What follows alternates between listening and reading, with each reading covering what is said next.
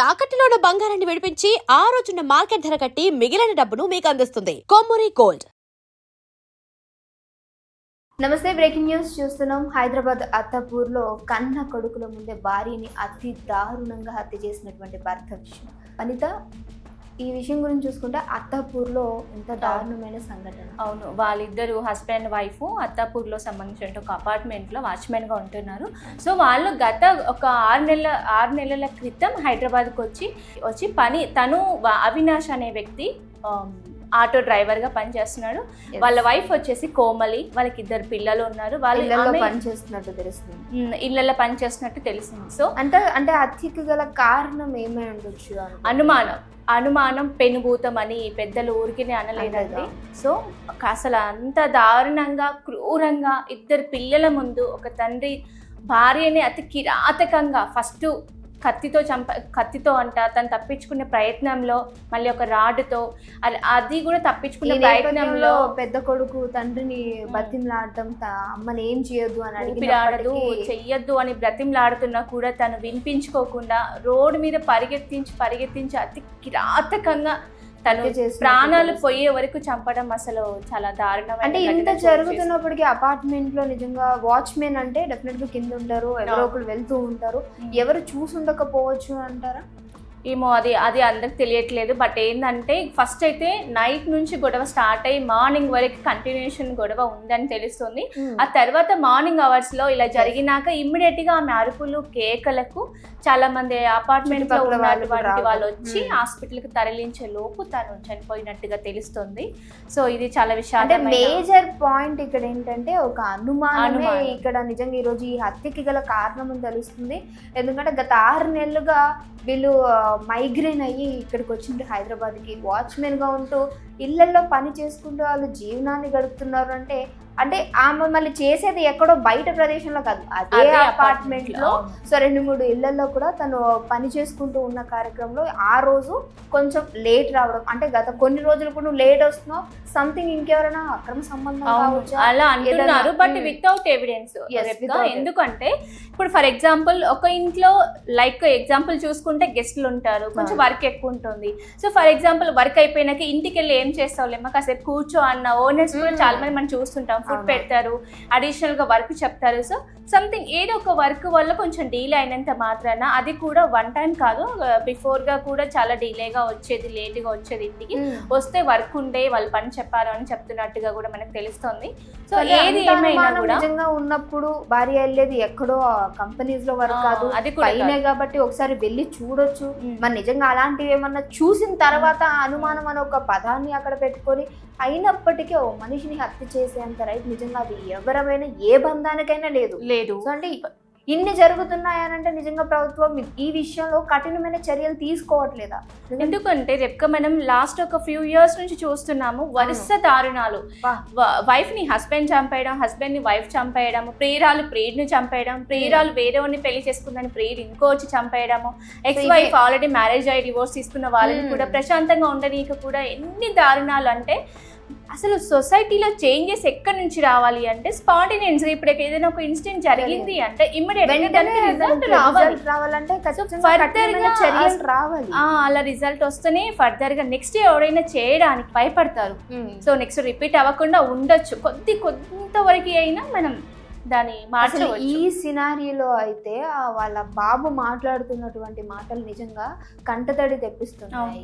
So తల్లిని వద్దు అని ఎంత అడిగినప్పటికీ నాన్న వినలేదు అంటూ ఆ బాబు మాట్లాడుతుంది. ఈరోజు ఆ 2 చిన్న పిల్లలు 8 నుంచి 9 సంవత్సరాలు, ఒక బాబు పెద్ద అబ్బాయికి 9, చిన్న అబ్బాయికి 8 సంవత్సరాలు.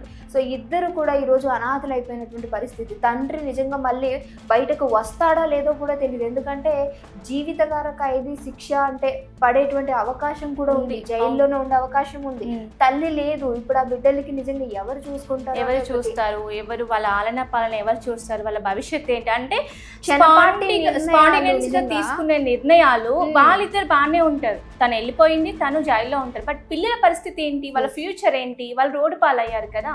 వాళ్ళ భవిష్యత్తు లేదు, నిజంగా ఒకళ్ళు ఫుడ్ ఏ విధంగా ఉంటుంది అనేది అదే మాట్లాడుతూ ఉన్నారు పిల్లలు. వాళ్ళకి కనీసం చెప్పడానికి కూడా రావట్లేదు. అంటే అంత చిన్న పిల్లలు వాళ్ళు. అసలు ఏం జరుగుతుంది అంటే అమ్మ ఇంకా లేదా అనే వార్త కూడా వాళ్ళకి అర్థం కావట్లా. అంటే ఈ విధంగా కొడితే అమ్మ చనిపోతుందా అనేది కూడా తెలియని ఒక స్టేట్ లో ఉన్నారు అంత చిన్న పిల్లలు. అలాంటి వాళ్ళని అంటే ఇంత వలస వచ్చి ఆమె ఇళ్లలో పని చేసుకుంటూ ఇక్కడ ఆటో నడుపుకుంటారు అని అంటే అసలు నిజంగా నువ్వు విన్నావో లేదో అనిత, బాగా కొంచెం సెటిల్డ్ అయిన ఫ్యామిలీస్ లో ఇలాంటివి ఉండదు. ఏడైతే నిజంగా ఇలా బ్రతుకు తెరువు కోసం వస్తూ ఉంటారో, నిజంగా ఆ పూటకు కూడా తినడానికి కొంచెం ఇబ్బందిగా ఉంటుందో వీళ్ళకే ఉంటాయి ఇవన్నీ. అవును. సో అది నిజమా కాదా మనకు తెలియదు, కానీ ఒకరిని జడ్జ్ చేసేంత కాదు. కానీ ఇలాంటి సినారీస్ లోని, ఇలాంటి ఫ్యామిలీస్ లోని ఎక్కువ శాతం ఈ అక్రమ సంబంధాలు, అనుమానాలు అనేవి ఎక్కువగా ఉంటాయి. అది నిజంగా బ్రతుకు తెరువు కోసం వచ్చే వాళ్ళకి ఇలాంటివన్నీ ఉంటాయి, కానీ నిజంగా ఒక స్టేట్ లో ఉన్న వాళ్ళకి, కొంచెం ఒక హైయర్ పొజిషన్ లో ఉన్న వాళ్ళకి నువ్వు వినే ఉంటావు, వాళ్ళ దగ్గర ఇలాంటివి ఏమి ఉండవు. ఈ అనుమానమనో లేదంటే అక్రమ సంబంధాలు వీళ్ళకు ఉండవు.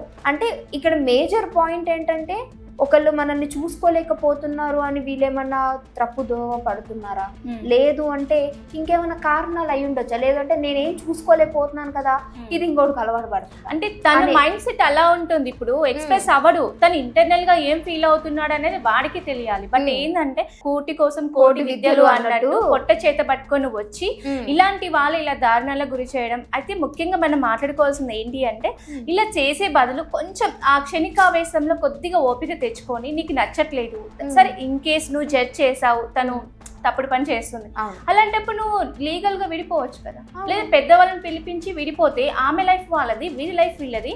ఇన్ కేస్ వాళ్ళకి ఉంటారో అలాంటి వీళ్ళకి నచ్చవు, ఎందుకంటే నాకు దక్కంది ఇంకెవరికి దక్క. సినిమా స్టైల్లో వీళ్ళు ఆ రేంజ్ చేయాలి అనుకుంటారు. ఏం జరిగింది ఇక్కడ? ఇద్దరు పిల్లల్ని అనాథలు చేసి ఒకళ్ళేమో జైలుకి, ఇంకొకళ్ళేమో తిరుగురాని లోకాలు. అంటే ఇక్కడ ఈ సినారీలో నిజంగా ఆవిడ కోమలి ఇలాంటి తప్పు చేసిందా, అసలు జరుగుతుందా అనేది తెలియదు. పాపం ఇళ్ళలో అనుమానం మాత్రమే, అది ఎలాగో రుజువు అవ్వలేదు. తను అంటే లైక్ మనం కొన్ని సిచ్యువేషన్స్ లో వైఫ్ లేకపోయినా హస్బెండ్ వేరే వాళ్ళతో ఉన్నట్టు కొన్ని వీడియోస్ కూడా మనం చూసాం, న్యూస్ లో అప్డేట్ చూస్తూనే ఉంటాం కదా. సో అలాంటిది కూడా కాదు, జస్ట్ నువ్వు లేట్ గా వచ్చావన్న ఒకే ఒక రీజన్ తో ఒక అమ్మాయిని అన్ని సంవత్సరాలు కలిసి సంసారం చేసిన వైఫ్ ని అతి క్రూరంగా చంపడానికి చేతులు ఎలా వస్తున్నాయి అంటారు. అండ్ ఇంకోటి ఏంటంటే ఇక్కడ ఆయన చాలా అంటే డ్రింకర్, బాగా మద్యం మత్తులో ఉన్నారు. అయితే ఇది ఒక కారణం అవుతుంది. ఈమె ఏం చేసింది అంటే, తను వచ్చి తాగేసి ఉన్నా కూడా, ఆర్గ్యూ చేసినా కూడా తను కామ్ గా పడుకుందంట. అంటే ఎక్కువగా కమ్యూనికేషన్ చేస్తే మళ్ళీ గొడవ అవుతుంది అన్న ఉద్దేశంతో తను సైలెంట్ అయినా కూడా తను వదిలిపెట్టలేదు. అంటే ఇప్పుడు చాలా మంది అంటూ ఉంటారు కదా, ఇద్దరి మధ్య గొడవలు జరుగుతున్నాయి, ఎవరినో ఒకరు తగ్గాలని. ఇప్పుడు అది కూడా లేదు. తగ్గినా సరే నువ్వు తగ్గావు అంటే ఏదో తప్పు చేసావు అనే ఒక పాయింట్ కూడా రేస్ చేస్తున్నారు. అంటే ఈ సమాజంలో రోజు రోజుకి మంచి ఉన్నా చెడే, చెడుగా ఉన్నా చెడే. సో ఏది జరిగినప్పటికీ ఈ విధమైనటువంటి దారుణమైన సంఘటనలు, ఇంక దారుణమైన ఘటనలు ఇంకెన్ని చూడాలో అర్థం కావట్లేదు. సో అత్తాపూర్లో జరిగినటువంటి ఈ ఇన్సిడెంట్ని నిజంగా మరొక ముందే మళ్ళీ ఇంకొకటి వస్తుందనే భయం కూడా ఏర్పడుతుంది. సో క్షణిక ఆవేశంలో ఎవరు కూడా నిర్ణయాలు తీసుకోకండి. సో ఎవరైనా సరే మద్యం మత్తులో కావచ్చు, అనుమానం అనే ఒక ఆయుధంతో కుటుంబాన్ని నాశనం చేసుకుని పిల్లల్ని రోడ్డు మీద పడేయకండి. ఒకప్పుడు లేని ఇలాంటి ఘోరాలు, నేరాలు కొన్ని సంవత్సరాలుగా మనం చూస్తున్నాము. ఒకదాని తర్వాత ఒకటి, మీరు అన్నట్టుగానే ఒక వారంలో 2-3 చూస్తున్నాం. వరుస దారుణాలు రోడ్ల మీదకి వచ్చి మరీ చాలా కిరాతకంగా పొడిచి చంపేయడాలు. సో ఇలాంటివి జరిగినప్పుడు ఇప్పుడు ఆమె చనిపోయింది, వాడు జైలుకి వెళ్తాడు, ఇమ్మీడియట్గా వాడిని కూడా ఎన్కౌంటర్ చేసేస్తే నెక్స్ట్ ఎవరైనా చేయడానికి భయపడతారు. సో పోలీస్ డిపార్ట్మెంట్ని మనం రిక్వెస్ట్ చేయాల్సింది లీగల్గా కానీ ఏంది అంటే, ఏదైనా ప్రాబ్లం జరిగినప్పుడు ఇమ్మీడియట్గా యాక్షన్ చూపిస్తేనే సో అండ్ సో ప్లేస్లో సో అండ్ సో పర్సన్ని చంపేసినప్పుడు రిజల్ట్ ఇలా ఉంది, వామ్మో నేను కూడా చేయకూడదు, నాకు ఇదే గతి పడుతుంది సో అన్నట్టుగా కొద్దిగా తెలుస్తుంది. సో మనం కోరుకునేది ఏంటి అంటే వ్యూవర్స్, ఇన్ కేస్ ఎవరికైనా ఇలాంటి తగాదాలు ఉన్నప్పుడు కూర్చొని సంధాయించుకుంటే బాగుంటుంది. అంతేగాని క్షణికావేశంలో తీసుకునే నిర్ణయాల వల్ల మీరిద్దరు పోతారు, బాగానే ఉంది, బట్ పిల్లల లైఫ్లో అసలు వాళ్ళ జీవితం, వాళ్ళని ఎవరు చూసుకోవాలి, వాళ్ళు రోడ్డు పాలవుతున్నారు. సో ఇదేనండి ఈరోజు అప్డేట్స్. సో చూస్తూనే ఉండండి అవర్ ఛానల్. Thank you.